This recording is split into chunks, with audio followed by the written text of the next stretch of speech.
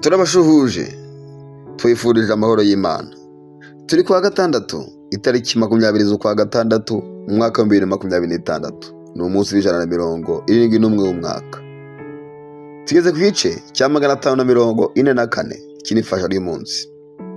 Tugiye kuganira ku ijambo rivuga ngo menya umumaro wa Penina ku buzima bwawe. Umumaro wa Penina mu buzima bwawe.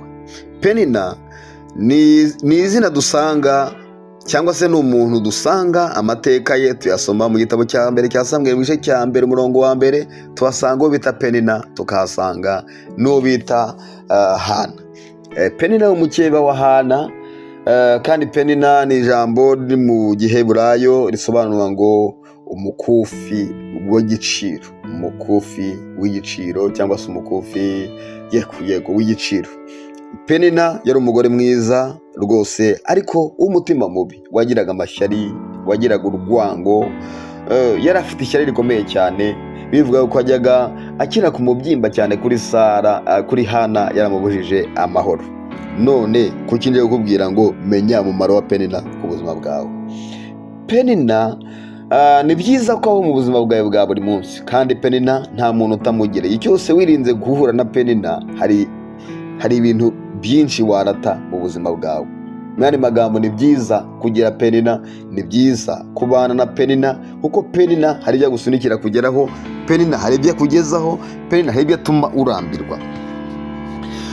Samweli wa mbere igice cya mbere umurongo wa 6 ngo kandi mukeba we yajyaga mubaza cyane akamutera agahinda kuko Uwiteka yari yamuzibye inda ibyara. Uyu ni Hana. Ariko Hana nyuma y'ibi ngibi ntabwo yaje kurekera ngo bajyaga bamara kurya agahita ajya ishiro imbere y'Imana, agatakambira Imana mu mutima, iminwa y'inyeganyega ngo nuko umutambyi amubonye ati wajya ureka kuza gusindira. Ahangaha aramubwira ati ntabwo nsinze, ahubwo umushakazi we nuzuye umubabaro n'agahinda kuko Uwiteka arambabaje. Igihe kimwe aramubwira ati genda Uwiteka akumvire, aragenda arabyara. Mu yandi magambo, Penina yabayeho mu kubaho kwiwe bituma atera Hana gusenga. Ikigeragezo ufite, intambara ufite, urugamba ufite, rimwe na rimwe ntukabyange. Umunyarwanda aciye umugani avuga ngo ibyago ntibikabure kandi ntibigahore. Rimwe na rimwe ikigeragezo kigatuma utekereza cyane. Hari igihe ugira urugamba rugatuma ureba kure. Hari igihe ugira ibyo urwana nabyo bigatuma uhumuka amaso, ugakora ugahirimbana.